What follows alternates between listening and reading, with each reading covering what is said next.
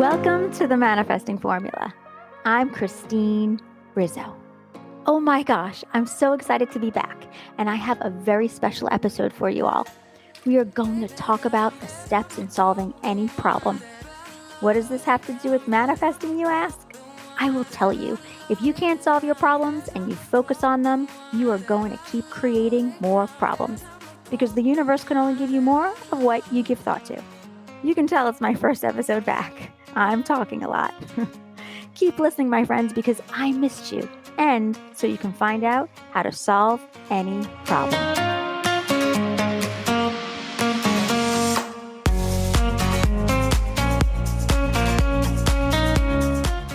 Hello, my beautiful friends. How are you all? Can I tell you how much I have missed each and every one of you? Oh my gosh, so much. I'm serious. It's true. I couldn't wait to start writing episodes again. It's amazing when you listen to your intuition and you give yourself the time that was needed to get the things finished that I was working on. How everything opened up for me, meaning my mind became clear for me to write all new content. And I am so excited to dig into today's episode. I hope you all enjoyed your new year and that you started to write your intentions, making a list of what you want to bring into the year of 2022. Have you continued to write your gratitudes in your journal? I hope so. Remember that you need to stay consistent with doing positive things in your life. And if you have been consistent with setting your intentions, writing your gratitudes every day, and being positive, I know that many of you have been seeing big changes in your life.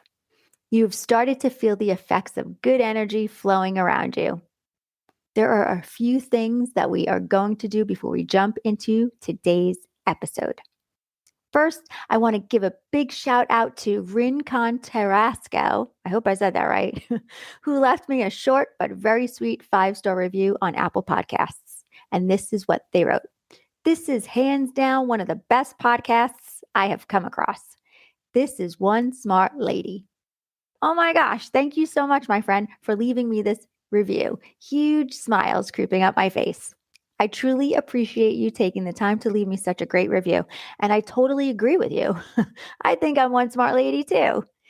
I used to not feel that way about myself for years when I was in high school. I always felt average, not smart, and not stupid, just in the middle. Because I didn't try in high school. I didn't care much, and I didn't ever do my best.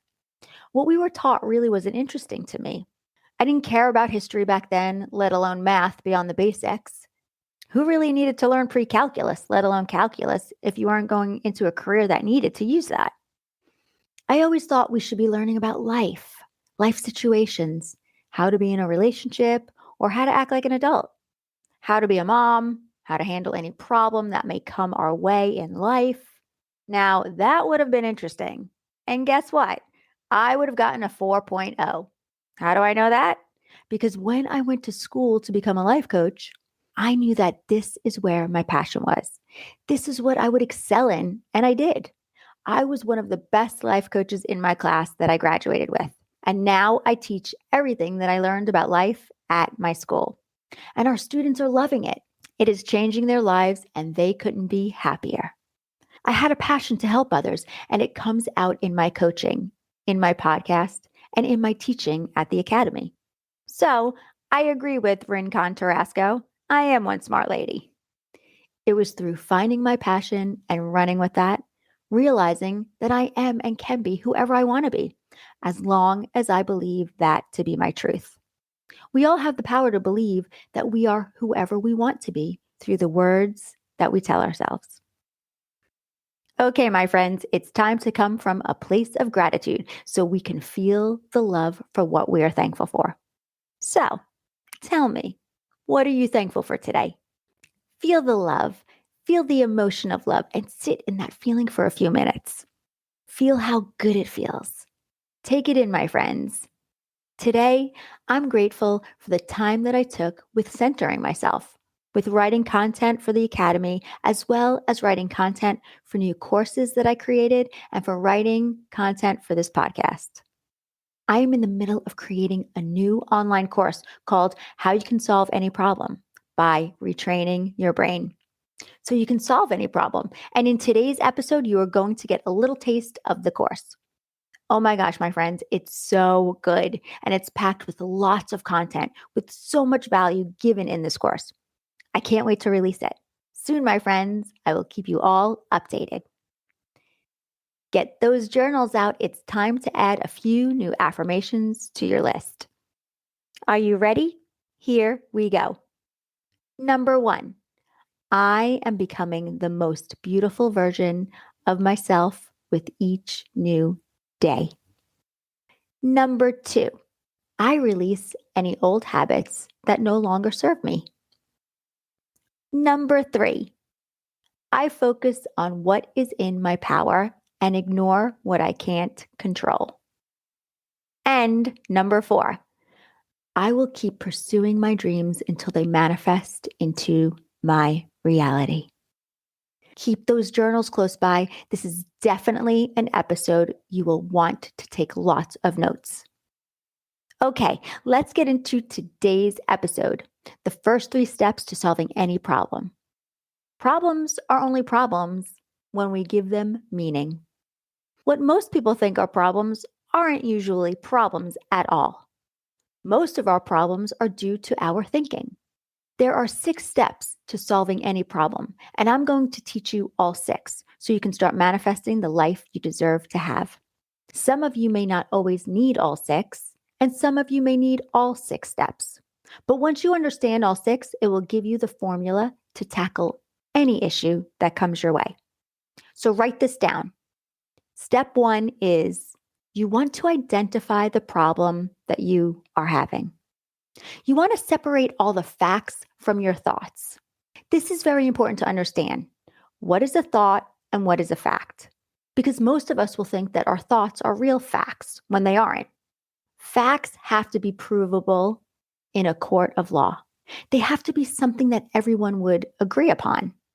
Saying something like, my friend is mean, is not a fact, because someone else may disagree with that statement. Not everyone agrees on the same things. It's not a fact that can be proven. Let me give you an example of a fact. A tree. Everyone would agree upon a tree being a tree. Or if you are married, you either have a wife or a husband. That is a fact. Things that are provable to everyone. If your friend didn't invite you to a party that she was throwing, that is a fact. The statement, my friend is mean, is a thought. The fact that she didn't invite you to her party is not a problem at all for anyone until you have a thought about it. Your thinking about it is what creates the problem. You see, you get to decide. You have full control over what is a problem for you and what isn't. If you make it mean something like, she's mean, she doesn't love me, she doesn't care about me, she's not my best friend anymore, those thoughts are all creating the problem. My friends, are you picking up what I'm putting down? You see, you have the power to interpret anything any way you want to. Let's say she didn't invite you on purpose because she wanted to be mean to you, and that was her intention. That still isn't a problem until you have a thought about it. That is what makes it a problem. And you don't have to make it a problem. What this is going to do for you is it's going to give you all of your emotional responsibility back. I know. Who wants to be responsible, right? It's more fun blaming everyone and everything else for why we feel the way we do. Sorry, my friends, but if we continue to act like emotional children, then we will stay on a low frequency and we won't be able to manifest what we really want into our lives. We will just keep attracting what we don't want by default. You are going to start taking responsibility. If you're upset about something, it's because of the way you're thinking about it, and it's because of what you are making the problem mean. Anyone can do whatever it is they want, and you get to decide how you want to feel about whatever it is they do. It's a choice. It's never a problem until you start thinking about it. And the way you think about it is what creates the problem, from the meaning you are putting behind whatever the person did. Let me give you another example. Let's say you're 10 pounds underweight according to a chart on some website. Is that really a problem? I don't know. It depends on the way you're choosing to think about it. If you choose to think, that chart is ridiculous. I feel great in my body. I don't feel underweight. I'm very healthy. It's not a problem for me that the scale says that I'm 10 pounds less than I should be. Then it's not a problem for you. Though someone else might see the same chart and they may have thoughts like, oh my gosh, I'm underweight. I don't understand. I can't gain a single pound. I have problems. I eat so much, whatever I want, and I still can't gain weight. If someone chooses to think about it that way, then all of a sudden they have a problem. You see, it's the same exact circumstance with the same exact facts, but the choice of how you think about it is what determines whether or not it's a problem for you. So, the first thing you need to do is think about a problem you have. This can be any problem. You can either think about one that's so severe and intense that you can barely think about it without having anxiety, or it can be just a little minor problem that you're having in your life. Pick any one you want, but just pick one. Hold it in your mind and think about it. Okay, now you want to identify how you think about the problem. As you're likely beginning to realize, it's never really the problem that's the problem, it's how you think about the problem. I cannot even begin to tell you how much truth there is to this. Problems aren't problems until we think about them and make them problems. A problem for one person isn't necessarily a problem for another one. The easiest way to understand this is to separate out the facts of the problem from your thoughts about it. Facts are always neutral. I know they may not always seem neutral, but they are. What you make the facts mean is what creates the problem. For example, if you get fired from your job, you might make it mean you're a failure. Then you have a problem. You might take it even further to mean that now you won't have any money and that you won't be able to pay your mortgage. Then you have an even bigger problem. But you could also make it mean that now you have this amazing opportunity in front of you. The fact I got fired stays the same, but your thinking is what determines the extent of the problem. Next, you want to identify what you are focusing on. The other thing that you have to remember when it comes to problems is not just how you're thinking about them, but also what you are focusing on. Most of the time, when we have a problem, we keep focusing on the problem, talking about the problem, calling our friends about the problem. Then we talk to ourselves about it again, and even find ourselves waking up in the middle of the night thinking about the problem, going on and on and on about the problem that it's hard for us to let go of. We spend so much wasted energy thinking about the problem that we aren't focused on thinking about a solution to the problem. We wind up spending so much unnecessary time explaining the problem, talking about the problem, and even making excuses about the problem, when in reality, we really need to focus on the solution to the problem. So you want to try to notice the problem and then say, okay, that happened. How do we make sure it doesn't happen again? By trying to understand why the problem happened, it will definitely help with the solution. But the main focus should be on the solution. I want you to remember these two tips when you're identifying your problem. Number one, think about the facts. Notice the way you're thinking about them.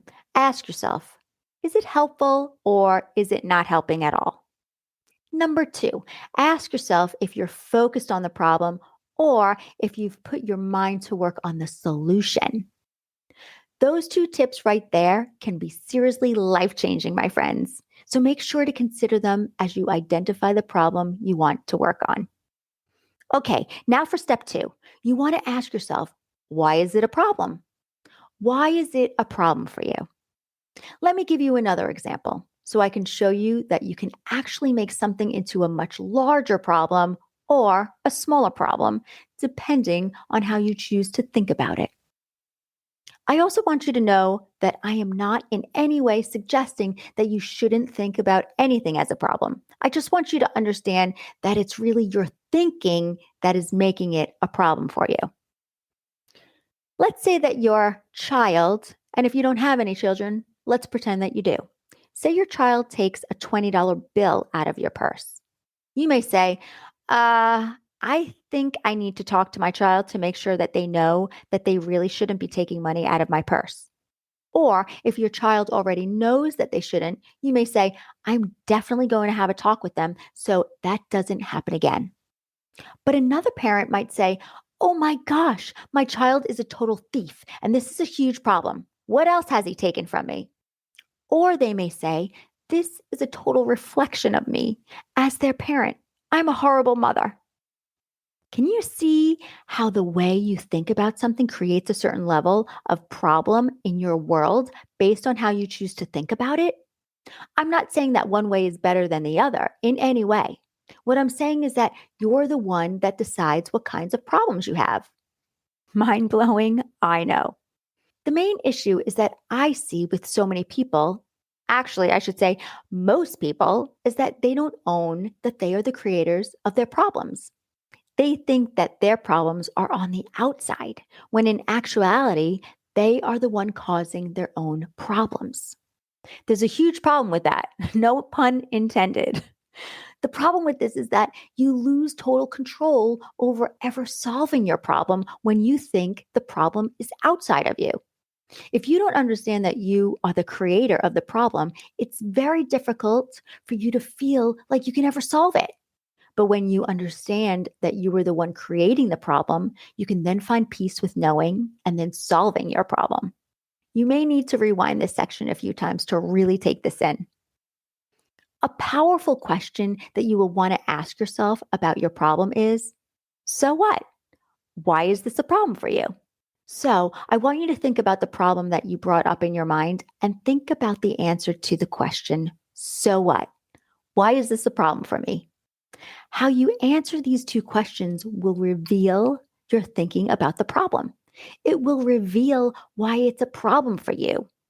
You want to ask yourself, what am I making the problem mean? The problem needs to be separated out. When you ask yourself those questions, it will help to separate your thoughts from the problem. And then you will be left with the facts of the problem, which are neutral, and which also proves that your thoughts are what is making it a problem for you. Thank you all for listening to the Manifesting Formula. It feels so good to be back. Next week, we will get into the second part of this process of figuring out what you really want, as well as the rest of the steps to solving any problem. We want to not think of the things as problems so we can feel good and so we can keep our vibes high with positive energy flowing around us. Remember, my friends, that is when what we are wanting to manifest comes to us through high vibrations, as to why I'm helping you clear the blocks that are holding you back from creating your best life ever. Have a beautiful day wherever you are in the world. Keep listening to the Manifesting Formula, and thank you to everyone for all the reviews, as well as sharing this podcast with your family and friends. If you are interested in joining the Academy, which is where you will train to become a certified life coach, as well as make your own incredible transformation, you can contact me in the show notes. Sending you all so much love and abundance. And if no one has told you today, I love you. See you next week. Bye. My friends, do you wish you could take a class that would really change everything? Well, I have amazing news for you. We teach that class at the Life Coach Academy. So if you or anyone you know is wanting to create a life that you will love living, this, my friends, is the class for you. Imagine a map that showed you how to get from where you are now to where you've always dreamed to be.